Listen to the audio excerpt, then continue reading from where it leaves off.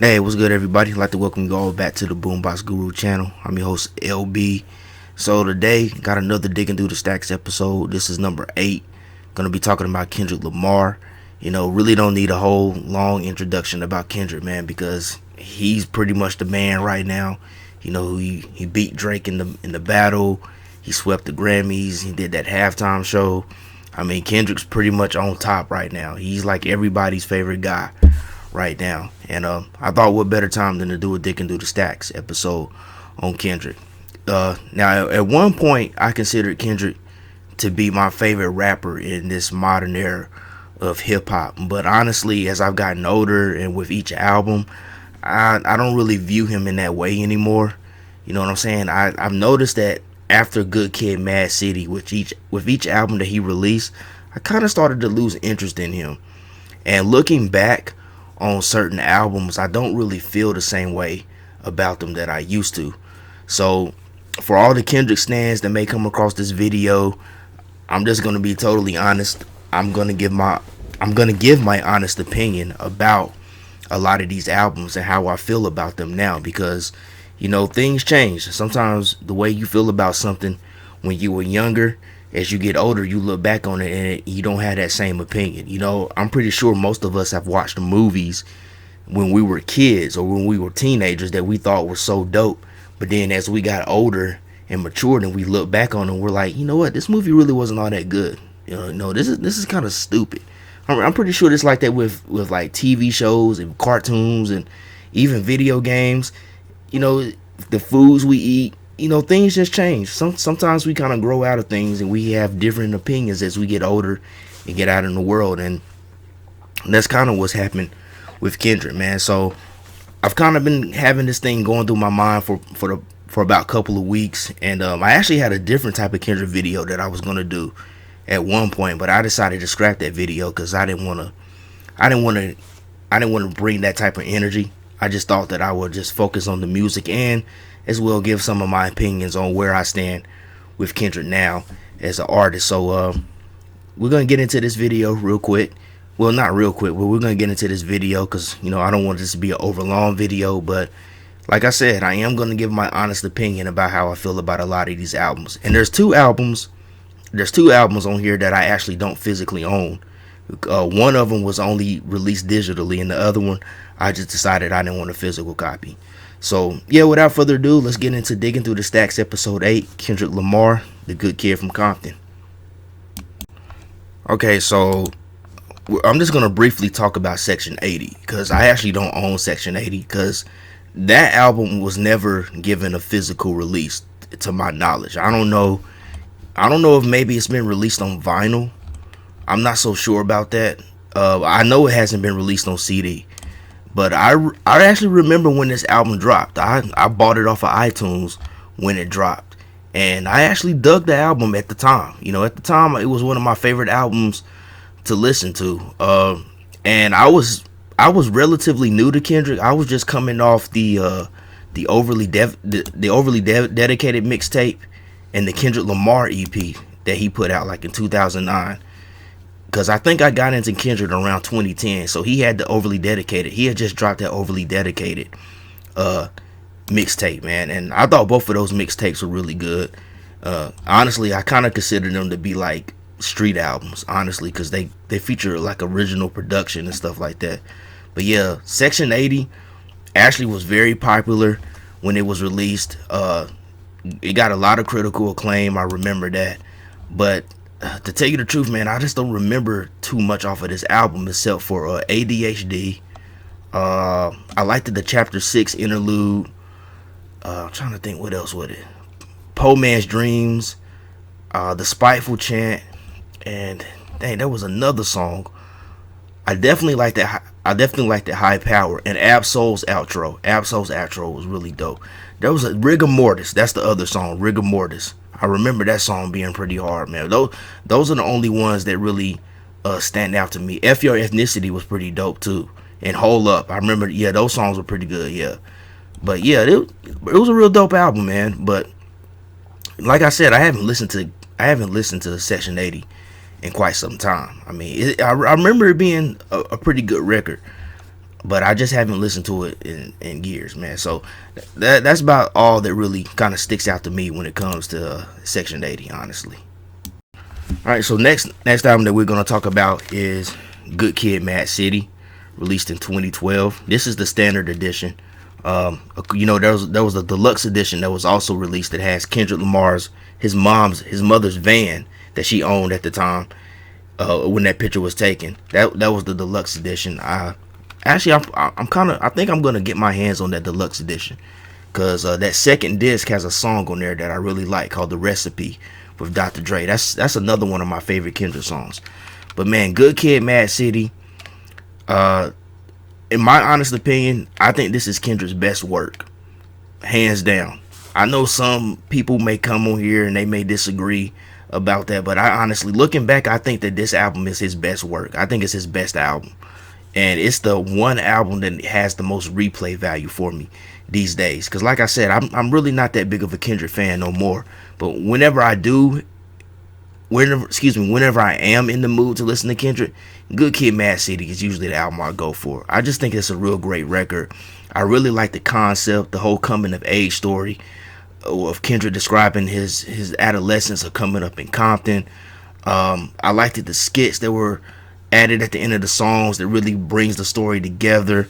I think Kendrick's performance on here was one of his best, if in my opinion probably is his best in his career. This was before he started using all the weird voices that kind of get annoying, in my opinion. Some of the songs on here that I really dug on here, I mean, the production on here was really great. You know, Shireen, aka Master Splinter's daughter, B Don't Kill My Vibe, Backseat Freestyle. The Art of Peer Pressure is honestly my favorite track on this album. That beat and the way Kendrick performed on that song, I thought it was amazing.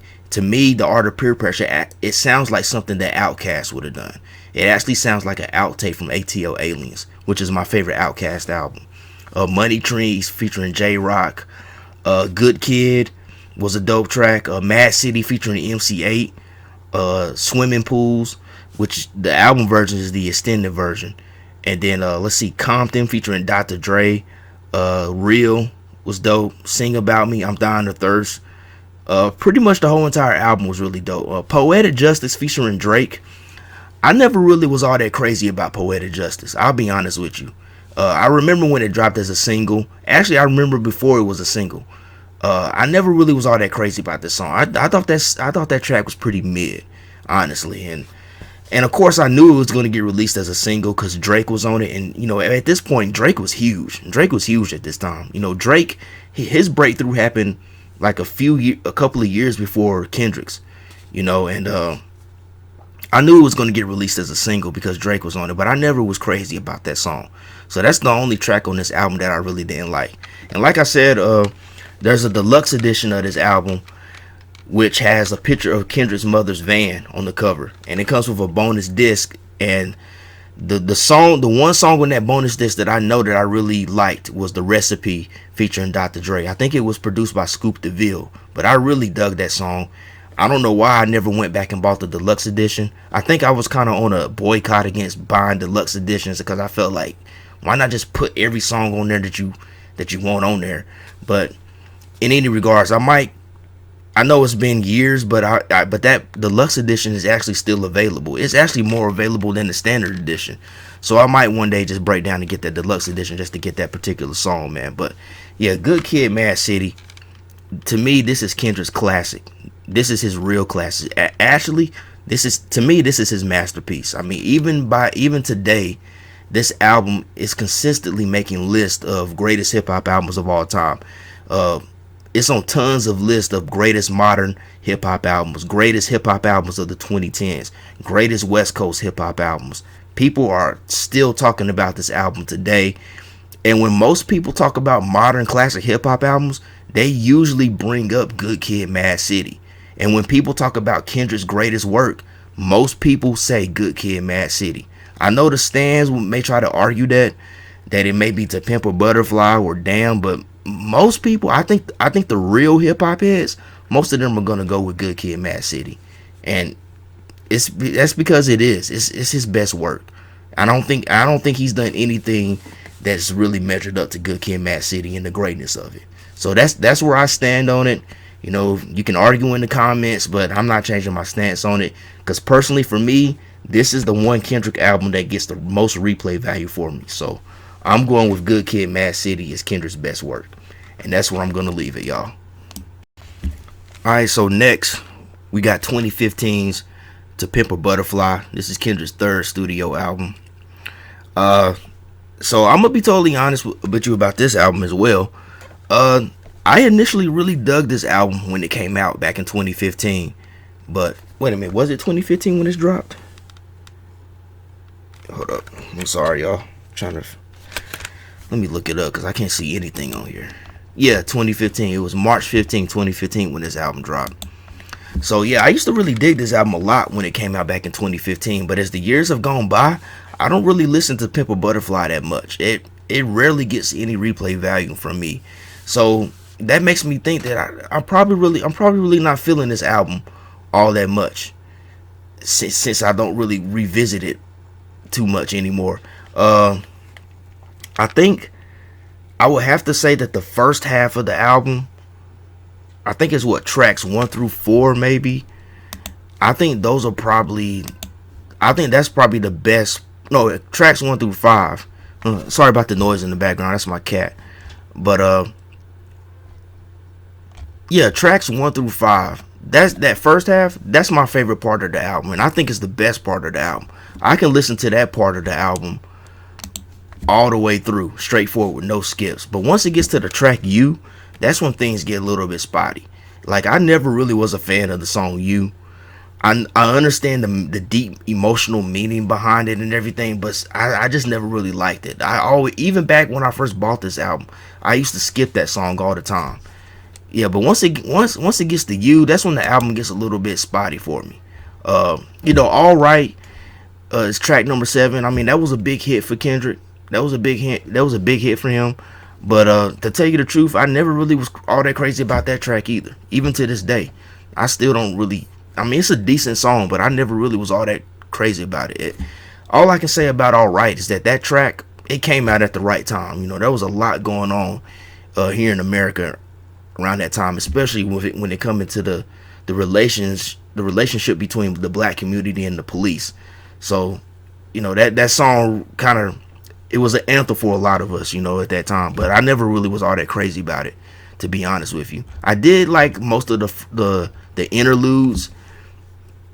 I did like most of the interludes throughout the album. My favorite one was probably For Free, the track number 2. That was my favorite one.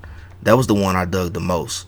Let's see what else is on here. Mama is honestly my favorite track on the second half of the album. That's the one I like the most. I like that song, except for that last part where it gets into this weird kind of experimental kind of sound. I don't know what that was for, but that was really my favorite part.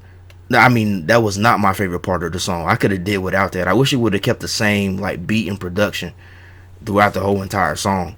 But let's see what else. How Much a Dollar Costs. I mean, I really dug that track back in the day when this album dropped. But I don't too much care for it these days. Let's see here. Complexion with Rhapsody. You know something? That song was cool, but I never really cared too much for that song either, man. I remember, I don't know, Rhapsody is alright, but she's never really done anything that's made me really want to like get into her and check out her discography. I mean, she had a cool verse on here, but yeah, I never really was crazy about that. Now, The Blacker the Berry, that song, I really enjoyed that. I think that might have been like one of the was that like the second single or something? Because I kind of remember that track dropping after. Yeah, that was the second single. That track came after The Blacker the Berry. I liked it. I mean, excuse me, it came after I. The Blacker the Berry dropped after I. Yeah, The Blacker the Berry, I thought that was a real dope song. It was hard, like that beat. And interesting enough, Boy Wonder, I'm looking at this now, I didn't even realize this, but Boy Wonder is actually one of the producers on this particular song. So I could have sworn that him and Drake were kind of had.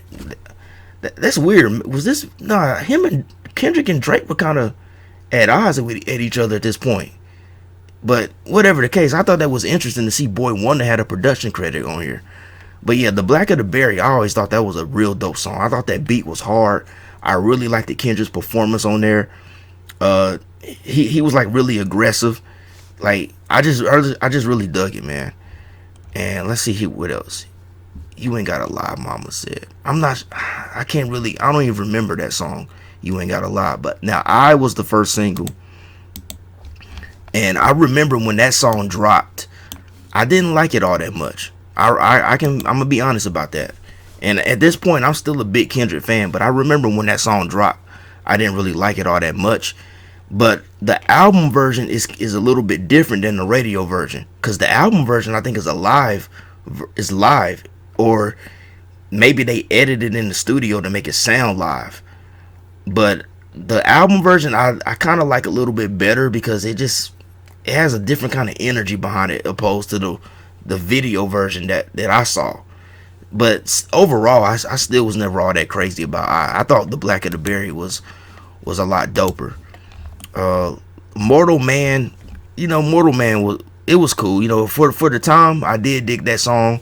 I thought it was kind of cool how he did the kind of mock Tupac interview at the end. I thought Mortal Man was cool, but overall though, I really don't listen to this album all that much anymore. Like the first 5 songs on here I think are the best on the album. Wesley's Theory featuring George Clinton and Thundercat, For Free interlude, King Kunta. I really liked the King Kunta when it dropped. I think that was like the 3rd single, I believe, 3rd or 4th. It was the 3rd. Yeah, King Kunta. I thought that song was dope. But the reason why I thought it was dope was because it sounded like something that Sugar Free would have done. That's what I liked about it. Because honestly, you could easily take Kendrick off of King Kunta and add Sugar Free, and it would still be a dope song. I mean, honestly, it might be even doper with Sugar Free. And Sugar Free even talked about that in an interview where he could hear his influence on that song. Institutionalized with Blau, Anna Wise, and Snoop Dogg.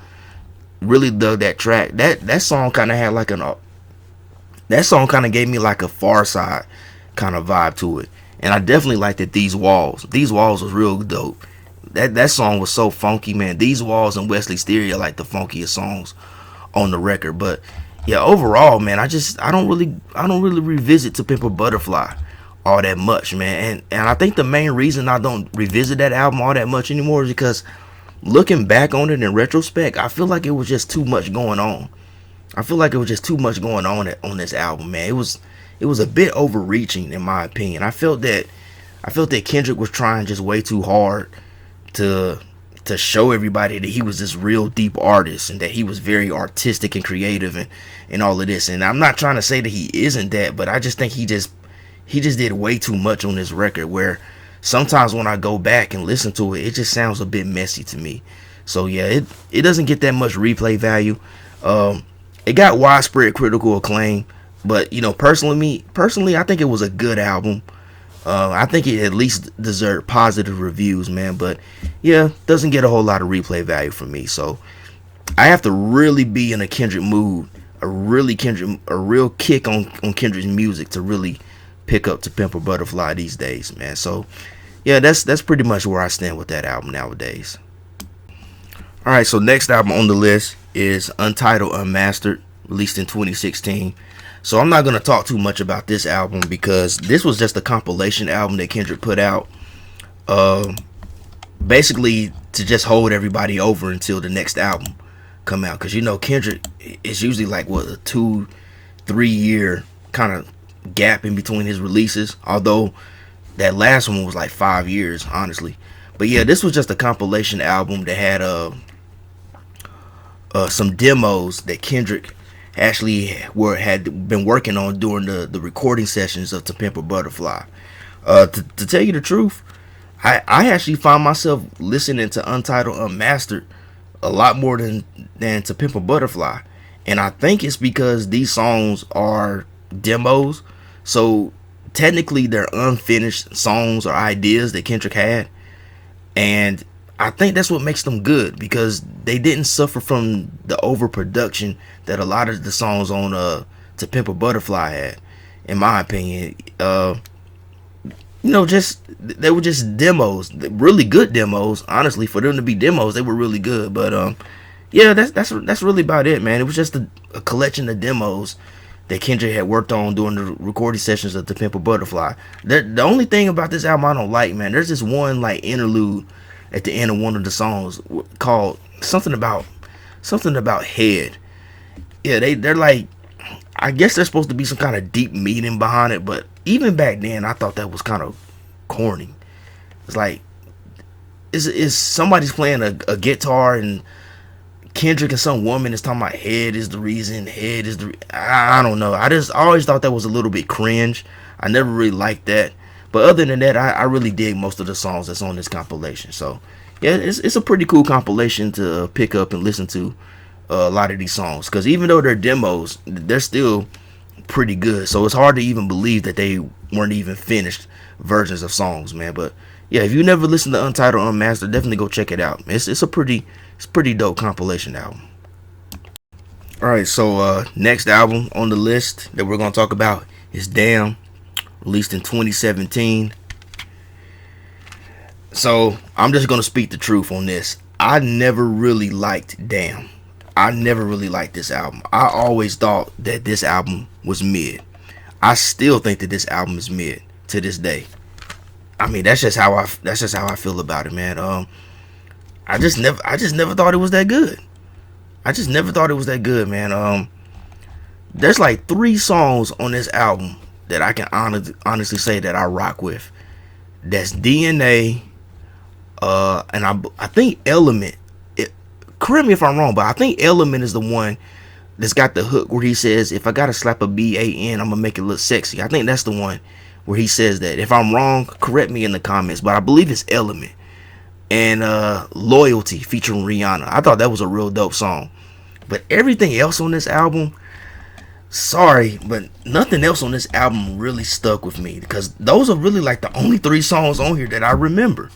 Like, truthfully speaking, those are the only 3 songs on here that I remember. I know this album was this was Kendrick going a more accessible rap, more kind of pop rap direction in some ways.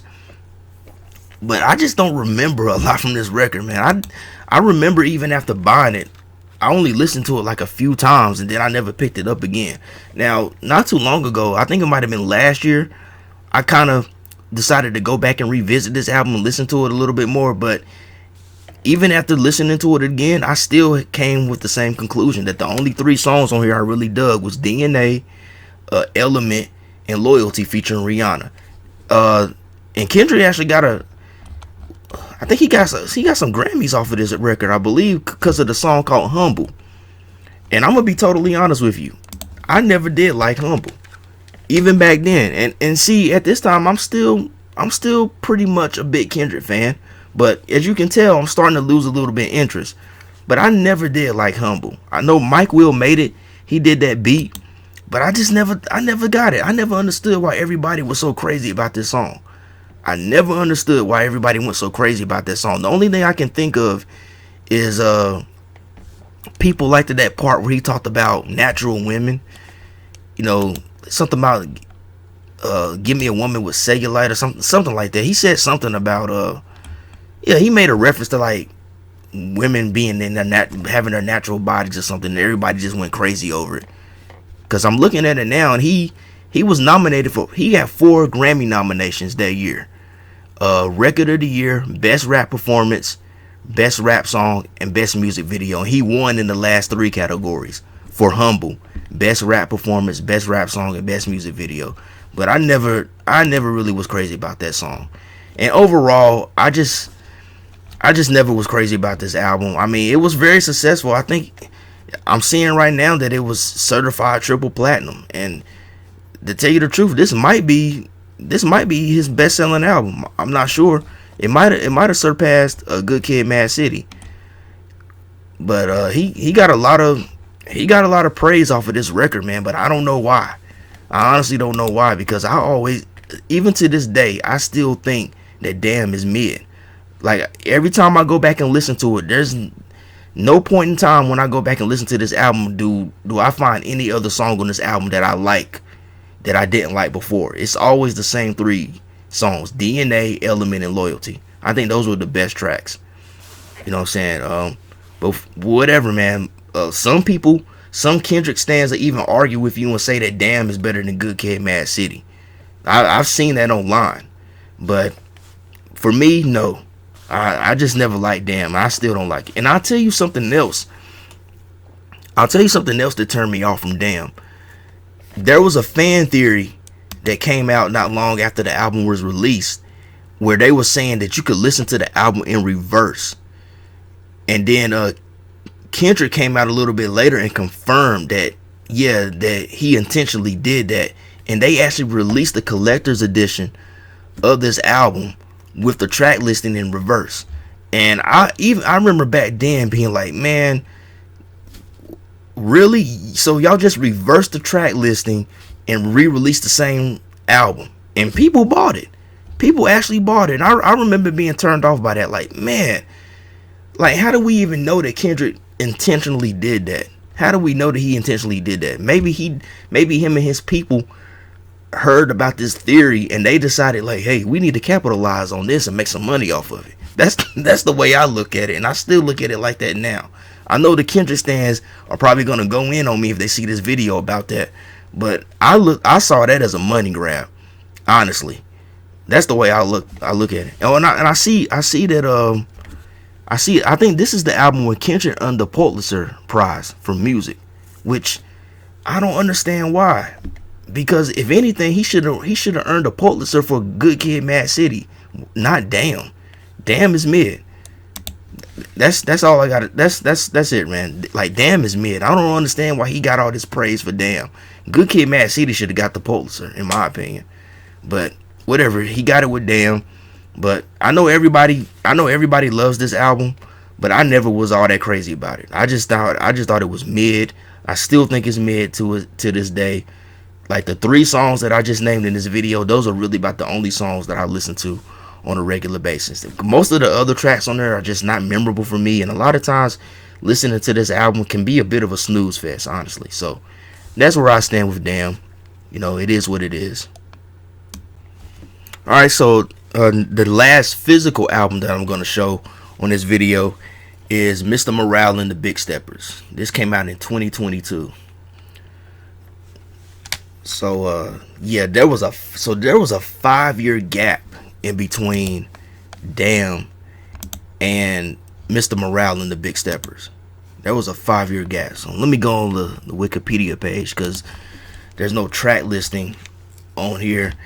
So let me say this, like, Mr. Morale and the Big Steppers is kind of a weird album. It's a weird album to me. For starters, the album was marketed as a double album. It was marketed as a double album. It has 18 tracks, and I think the digital version has the Heart Part 5 as a bonus track. Like, now listen, as much as I'm not a big of a Kendrick fan no more, and I'm gonna get into my feelings and my opinions about this album, but I ain't gonna lie, the Heart Part 5 was pretty dope. I thought that video was pretty cool. But anyway, yeah, this album, it was marketed as a double album, but it's really not. Like, I guess digitally it's considered a double album, because these days, you know, people don't really put out 18 track albums anymore. It's usually like, what, about 10 tracks at the most, if you even get that these days. So I guess by today's standards, in this modern era, an 18 or 19 track album would be considered a double album. But as you can see, this is a single disc album. It's a single disc album, because I remember when I ordered it, because I actually ordered this from a local record store, Lunchbox Records. Actually, I remember it came in as a single disc, and I'm like, wait a minute, am I missing something here? But no, I had all the songs except for that digital exclusive one. But no, it's just digitally it's considered a double album, but physically it's a single disc record. So I thought that was weird right off the jump. So about this record, honestly, I liked it, Mr. Morale and the Big Steppers, a lot more than Damn. And I actually did an album review on Mr. Morale. Excuse me, not long after it had dropped. And I remember I think I gave it a pretty good review when I initially reviewed it, but I can't say that I feel the same way about it now like I did when I did the album review, because when I reviewed the album, it was in 2022, and it was probably like maybe a few weeks after I had got the album on CD and was really listening to it. But again, this is another Kendrick album that doesn't get a lot of replay value for me, and I think it's important that you understand that replay value is important when it comes to listening to good music in general. Like, if something gives you a lot of replay value, then it's more than likely you really enjoy that record. That and that's usually kind of the makings of a classic, in my opinion. But unfortunately, after Good Kid, Mad City, Kendrick, his replay value just started to dwindle for me. So this album has a few more songs on it that I like than Damn, because Damn only had really 3 songs on there that I really enjoy. But this one has songs like Rich Spirit. I like that off rip. Purple Hearts featuring Summer Walker and Ghostface Killah, I thought was dope. I more so like the production of that song as opposed to the performances. Count Me Out was dope. Crown. No, I'm not sure about Crown. I might be getting Count Me Out and Crown confused, but I know for a fact Count Me Out was dope. Silent Hill with Kodak Black, I really dug. Savior featuring Baby King and Sam Dew. So yeah, I think those are about the only songs on here that I will even go back and listen to now when I want to listen to Mr. Morale. Yeah, that's really about it. Savior, in my opinion, Savior is the best song on the album. That's my favorite joint off of Mr. Morale. Savior is the best song, hands down. The production, the beat, Baby Keem on the hook, Sam Dew, his additional vocals in the background, Kendrick's performance. I think that song has the dopest Kendrick performance on the album, in my opinion. Like, anytime, like I'm never in the mood to listen to Mr. Morale as a whole. Like, I just have these moments where Savior will pop in my head and I'll go listen to it. That's really about it. But I don't, and then I'll go listen to the other songs like Silent Hill and Count Me Out and Rich Spirit and everything else. But everything else on here, you know, it was decent, but nothing that really kept me coming back to it. It's just those few songs that I really listen to at the most. And not only that, man, this record was weird, in my opinion. It was just weird, you know. He had that he had those interludes where he was talking to that doctor. I can't think of his name. It's somewhere here on the Wikipedia page. I think his name is Eckhart Tolle or something like that. He's like this German spiritual guy, which I thought was kind of weird because, you know, starting with To Pimp a Butterfly, Kendrick has positioned himself as this pro-black artist, but yet he's getting this spiritual guidance from a white German spiritual teacher, man. I thought that was weird. I remember Ruslan KD, he brought that up on his video when he was talking about Mr. Morale. He thought it was weird that Kendrick he's taking on this pro-black kind of approach to his music, but then he has these interludes where he's receiving spiritual guidance from this white German new age teacher. I thought that was weird. But yeah, this album too, I will say, even though I initially like it, initially I did like it, but I know one thing that really threw me off was around the time that Kendrick started, when this album came out. This is when Kendrick started doing he started walking around wearing that crown of thorns, that diamond encrusted crown of thorns. So that right there threw me off as well. I was like, what are you doing, man? Like you trying to, like, are you trying to position yourself as like a Jesus figure or something? Like you trying to make us look at you like you're a god or something? Like you're this black Jesus or something? That really threw me off too, man. I wasn't feeling that at all. And then what's even weird is that throughout the album he has these interludes where somebody's tap dancing and he keeps saying, I am not your savior. I mean, the song Savior that I like is him kind of challenging that notion. But dude, you walking around with a diamond encrusted crown of thorns. Like, I don't know exactly what you call that when somebody is. I mean, I guess you could call it hypocrisy, basically. You're saying one thing, but then you're doing another. But then there's got to be some type of manipulation tactic behind that, honestly. And I don't mean to go in about that particular thing, but this is one of the things that really made me start losing interest in Kendrick, man, because it reminds me of this song by Soundgarden called Jesus Christ Pose. Let me see if I can look that up right quick. Like the rock band Soundgarden, one of my favorite bands. But yeah, they did a song on their third album, Bad Motorfinger, which is a great rock album. If you've never heard Bad Motorfinger, you need to go check it out. But this song called Jesus Christ Pose, it was written by Chris Cornell, R.I.P. But the song was about like these rock stars and all these celebrities that were like kind of like positioning themselves like these like some type of gods or something like that. It was critical of them. It was being critical of people that did stuff like that. And that's what I feel like Kendrick was doing. Cause I'm trying to see. Let's see here. The band explained that the lyrics of Jesus Christ Pose concerned the exploitation of religion for personal benefit. The song is a criticism how public figures use religion, particularly the image of Jesus Christ, to portray themselves as being better than others or as martyrs. Yeah, and Chris Cornell specifically mentioned Jane's Addiction's frontman Perry Farrell as an influence on the song, explaining it became fashionable to be the sort of persecuted deity guy.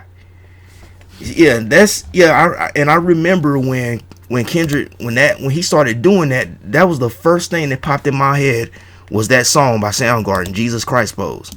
And to me, I think you can attribute that to him when he was doing that. That's exactly what he was doing. So that was another thing that really kind of threw me off with that record. Was like, yeah, dude, you keep saying you're not a savior, but then you're walking around with a diamond encrusted crown of thorns. So what are you really trying to do? And unfortunately, it looks like a lot of people actually fell for it and still continues to buy into that hype. But thankfully, thanks be to God, I was smarter and I was recognizing what it was, and I started to really drift further apart from that, man. But yeah, that was another thing that threw me off about this album, man. And yeah, this album is just too dramatic. It's just too much trauma on here. What's that song? Auntie Diaries. Is that the one he talking about his auntie becoming his uncle and stuff like that? Yeah, I think there was another song where he talked about like his mother. He alluded to his mother possibly being essayed when she was young or something like that. Yeah, it was. And then the song "We Cry Together," man. I mean, I like the Alchemist production on this song, but man, I can't listen to that song. That's just way too toxic, man. Him and this Taylor Page screaming at each other. It's supposed to demonstrate like a domestic relationship, but you know something that's funny.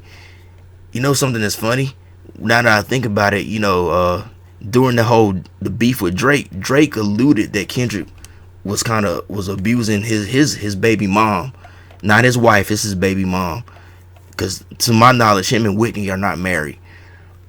But Drake kind of alluded to that, and then it made me think about the song "We Cry Together." I'm like, I'm kind of wondering, was that song based on a true story? It wasn't. I don't know. But yeah, Mr. Morale and the Big Steppers, I liked it a little bit better than Damn, but at the same time, I think the album was mid. I think the album was mid as well, and yeah, don't too much listen to it anymore.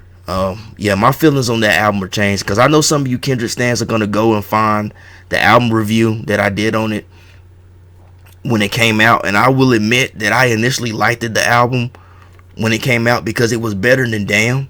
But looking back, both this album and Damn are both mid, honestly. It's just that Mr. Morale has a few more songs on there that I like and that I will spin more than Damn. That's about it. But yeah, another mid album in my opinion. Alright, so now we get to the last album on the list, called G and X. And I don't have a physical copy of this album because I didn't buy one. I almost bought one, but I changed my mind. And I'm gonna tell you why I did not buy GNX. Because personally, well, not personally, but basically, I came to the conclusion that, you know what, why am I gonna spend money buying this album on CD when I'm probably not even gonna spend it that much? And here's the thing, I listened to GNX when it dropped. I listened to GNX on the day that it dropped. I was at work actually, and you know, I had my earbud in. I was working, doing my job. I was listening to the album. I listened to the album multiple times throughout that work day. Excuse me. And it just didn't connect with me. It didn't connect with me at all. It actually was boring, in my opinion. I'm just being honest. And listen, usually, man, if I listen to an album, if I'm checking out an album for the first time and I listen to it multiple times throughout the workday, if it's a good album, it's gonna hit me. It's gonna connect me. It's gonna connect with me sometime. And GNX did not connect with me, man. It did not connect with me at all. The only song on here that I would say somewhat I dug was Whacked Out Murals, and it was mainly because I liked it. Kendrick, how he was responding to some of the people, like he responded to Snoop Dogg reposting that Drake dissing him and stuff like that. I kind of liked it that. But the song is kind of boring too. The song it kind of starts off slow. Like first of all, the pointless intro with that woman singing in Spanish, I don't get that. And then the beat doesn't come in until like halfway to the second verse. Yeah, like I don't get it, man. And I wasn't that crazy about how Kendrick sounded on the song, man. He sounded like I don't know, man. He sounded like he had marbles or something in his mouth. I don't know what was going on there. So I don't know. Maybe I don't like Whacked Out Murals as much as I thought I did. But it's the only song that I could instantly remember from the album.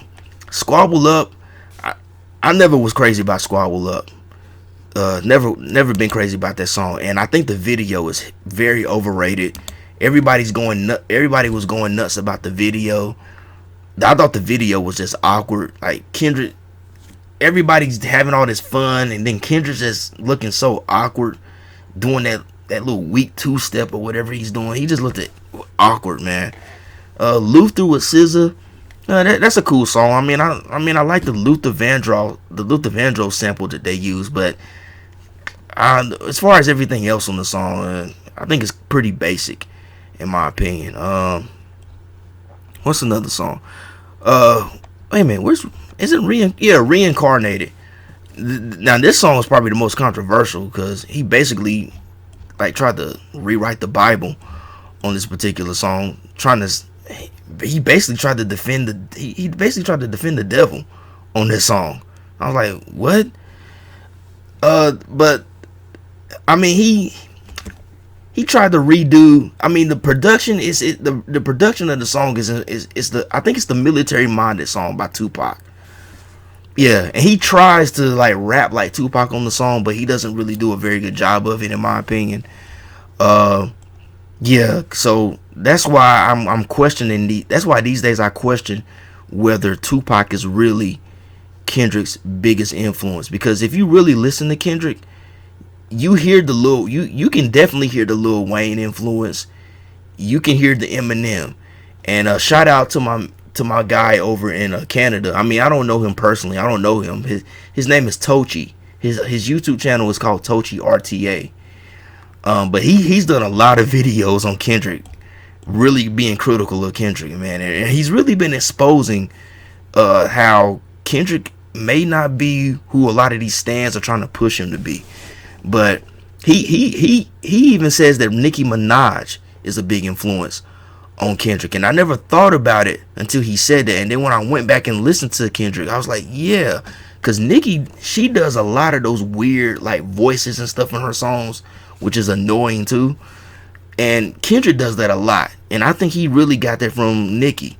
And you hear that, like, honestly, if you want to sum up Kendrick, you could say Lil Wayne, Eminem, Nicki Minaj, and you could also throw Ab Soul in there as a bonus, because Ab Soul, I know I'm getting off topic a little bit, but Ab Soul is the reason why Kendrick started doing the conscious stuff, because Ab Soul, he's really the conscious one out of TDE. It's really not Kendrick. It's really Ab Soul. But yeah, man, Reincarnated. I mean, there's just mainly a lot of hype behind that, but I really don't remember too much from this record. I don't really remember too much from this album. I mean, again, this album got widespread acclaim, but again, it's another mid project. It's another mid album, honestly. And I think a lot of its success is because Kendrick, when it dropped, Kendrick was just coming off the battle with Drake, which he had won. And Not Like Us was still hot. Not Like Us was still hot. I just think a lot of the album success is coming from Not Like Us, to be honest with you. I think it's a mid album. Matter of fact, I was watching a reaction video by Tochi earlier today before doing this video where he was going through some of the songs. And man, Kendrick's performance on there just sounds terrible. Like it's almost like he's not even trying. Like the way he's rapping on some of the songs, like even though Whacked Out Murals is probably the one song on there that I somewhat like on the album, I don't like the way Kendrick was rapping on there. Like the way he sounded on there just sounded terrible. And throughout the whole entire album, he sounds pretty terrible. I can't think of any song on here where Kendrick sounds good as far as like his performance. It's almost like he's not even trying. It's almost like he's just doing whatever. He's just doing like a half-a performance, but he knows that his stands are just gonna run to it and eat it up. That's the way that it sounds. And while we're on the topic, let me talk about Not Like Us. I think Not Like Us is a mid song. I think Not Like Us is mediocre. I really wasn't all that crazy about that track when it came out. I didn't really think it was going to be the kill shot to win the battle with Drake. Honestly, I think the reason why Drake lost the battle is because he did not respond the way he should have. Like the Hard Part 6 that he did was not the right response. He should have came back harder at Kendrick, and he really dropped the ball. And then he did the whole lawsuit thing, which really made him look bad to a lot of hip hop heads out here. That kind of made him look pretty weak. But yeah, I think Not Like Us was very overrated. And what's so funny is that the Kendrick stans, they're acting like that this is one of the greatest diss songs of all time, and it's not. Not Like Us is really just back to back for Kendrick stans. That's really what it is. Cause Not Like Us is basically what back to back was back in, when was that? 2016 when Back to Back came out? I don't quite remember. Let's see, Back to Back. Yeah, 2015? Dang, I didn't know that was excuse me. Dang, that was 2015 when that dropped? I thought it was more like 2016 or 2017. But so that's been 10 years ago when Back to Back dropped. I didn't realize that was 2015. Man, time flies. But yeah, Back to Back. I mean, Back to Back. I remember when that song dropped, and I remember thinking, man, this is mediocre. But everybody was going crazy about it. Everybody was going so crazy about Back to Back. People talking about it was a top 10 diss track. I'm like, what? How is that a top 10 diss track? And 10 years later, nobody's really talking about Back to Back no more. They're really not. You don't hear people talk about it. People may mention it here and there, but nobody talks about Back to Back. And I'm telling you, Not Like Us is gonna be the same way. It's gonna be the same way. 10 years from now, nobody's gonna be talking about Not Like Us. Nobody's gonna be talking about that. But it's interesting how the how the Kendrick stands seem to think that Not Like Us is different than what Back to Back was, and they're essentially the same. So all you Kendrick stands out there, just know that Not Like Us is your Back to Back. Just understand that's what it is. But yeah, getting back to GNX though, GNX, I thought it was mid. I thought it was a mediocre album. So it surprises me to see that it got widespread critical acclaim. But this is coming from Wikipedia, so I don't know what the actual critics are saying. And there's a lot of people out here saying that GNX is Kendrick's best work, which is a total lie, because Good Kid, Mad City is Kendrick's best work. You know what I'm saying? You can argue with me all day, but I'm not going to change my stance on that. Kendrick has not put out an album that has been doper than Good Kid, Mad City. I mean, that's just where I fit. That's where I stand on it. I know a lot of y'all will say that To Pimp a Butterfly is better.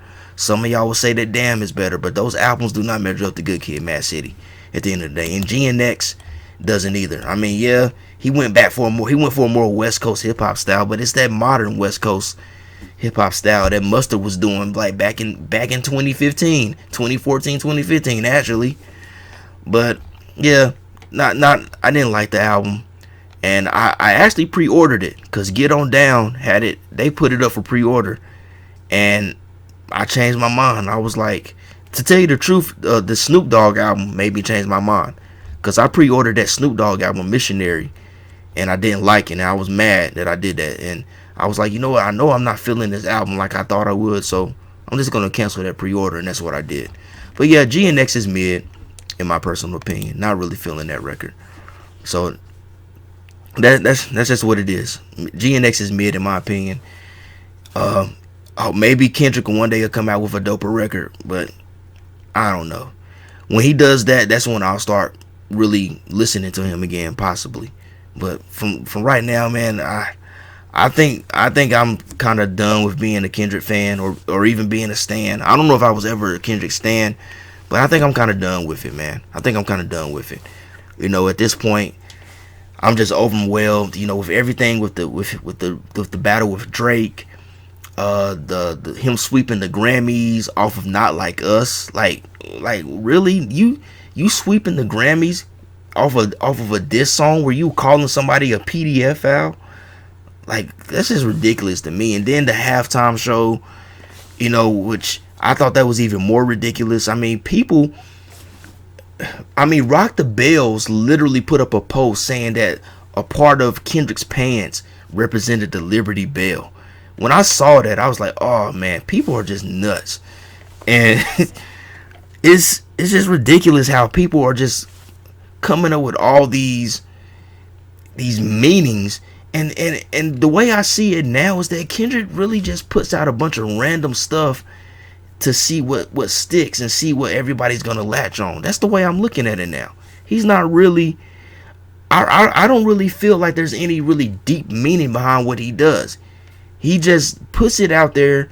He just sees what the stands are gonna grab onto and create whatever kind of urban legend or whatever behind it, and him and his team run with it.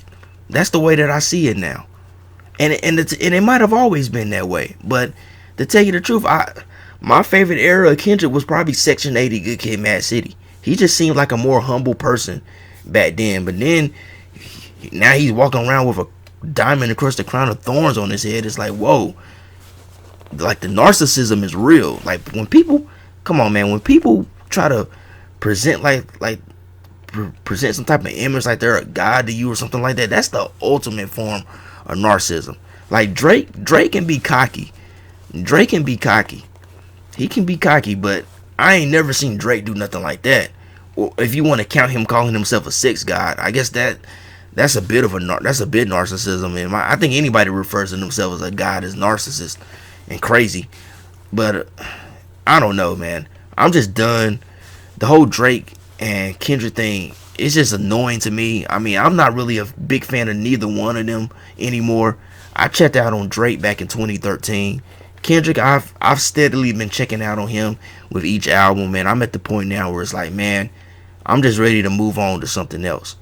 And you know me, I've been listening to a lot of classic hip hop, a lot of 90s hip hop, a lot of the stuff I grew up on, and it's really making me come to the conclusion that a lot of this modern hip hop that we're getting these days is trash.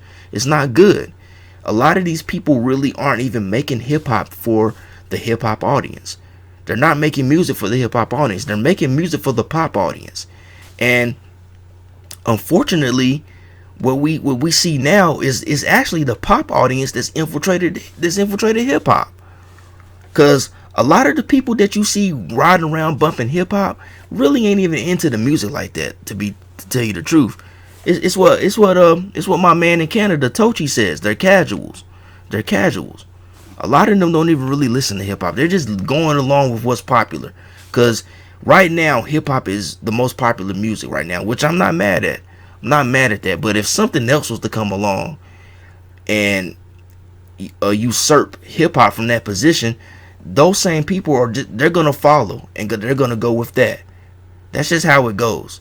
But real hip hop heads gonna still listen to hip hop, and they're not gonna follow the trends or whatever. But that's what a lot of people are doing now. Even with Kendrick, you will see that most of the people that's really going for Kendrick right now, most of them probably wouldn't even listen to him until this whole battle jumped off, and they just decided to choose a side because they wanted to feel like they belong. And that even brings me back to Not Like Us. The reason why I think Not Like Us was such a huge song is because I think it spoke to a certain demographic of people. Because I'm at the point now where I feel like Kendrick kind of speaks to a certain demographic of people where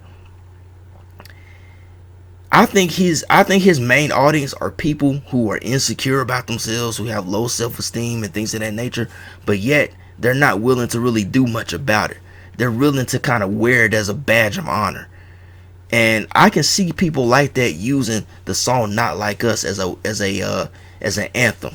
It's like, instead of you really trying to better yourself and come out of that, you just wallow in that and you just chop it up. It's like, okay, they not like us. That's the way I see it now.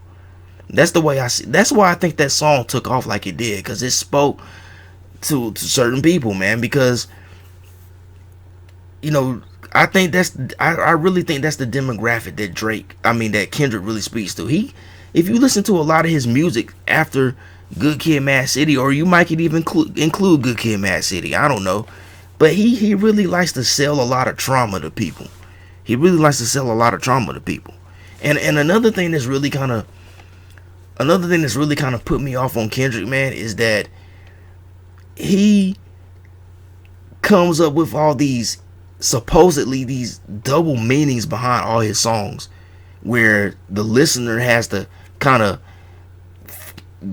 I don't know, use like a map to really understand and find what he really meant by a song. But yet he claims that Tupac was his biggest influence. Tupac never did that. Tupac never had to be overly complicated.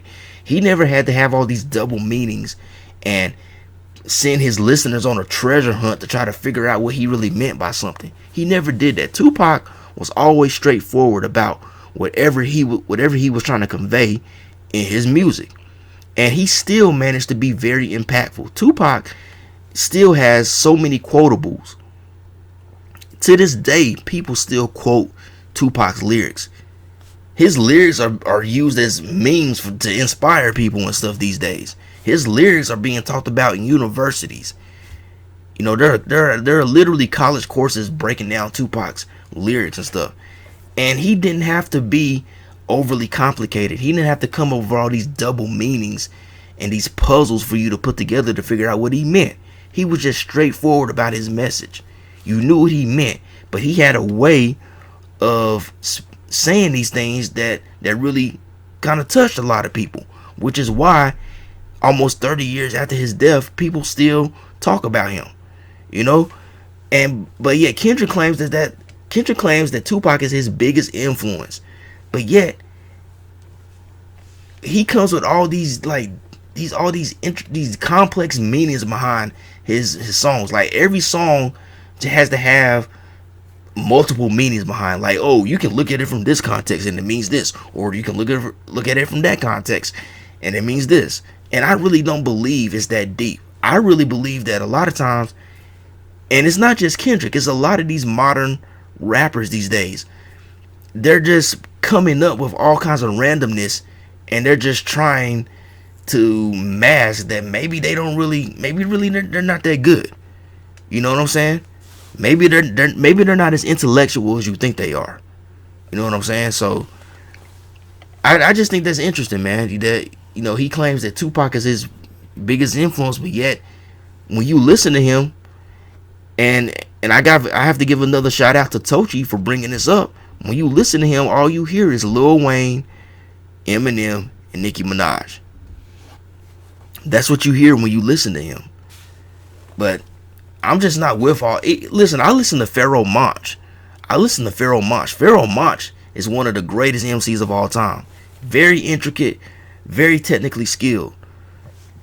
But even when you listen to Pharaoh Monch, you still is technical and as intricate and as complex as he can be. He still knows how to convey a message in his songs to where you get what he's saying. And Pharaoh Monch is 10 times better than Kendrick, 20 times. Pharaoh Monch, he'll wrap circles around Kendrick, man. But yet when I listen to him, I understand exactly what he's trying to say to his listeners. That's all that I'm saying, man. But that's enough of my man. That's enough of my rant, man. This video's dang near an hour long now. I didn't mean for it to go that long, but this is just some things I just had to get off my chest, man. But yeah, I think this is probably the longest digging through the stacks episode I've done. But it is what it is, man. But that's my episode on digging through the stacks. Plus the 2 albums that I don't own. But yeah, that's just where I stand on this, man. Like, at one point Kendrick, I thought he was one of the dopest artists, but these days I've just grown apart from it. I've just grown apart from it, man. Good Kid, Mad City still stands the test of time with me. I don't care what anybody say. That's Kendrick's best work. That's his masterpiece. Everything else, in my personal opinion, is just mediocre. And that's where I'm standing with it. But yeah, that's it for this. That's it for this video. Hope you all enjoyed this video. If you did enjoy this video, please like, share, and subscribe. Also, I just want to give a huge shout out to everybody that still continues to watch and support the channel. I do appreciate it. And as always, hope everybody has a blessed day and a blessed week. Love, peace, and music. Peace out, y'all.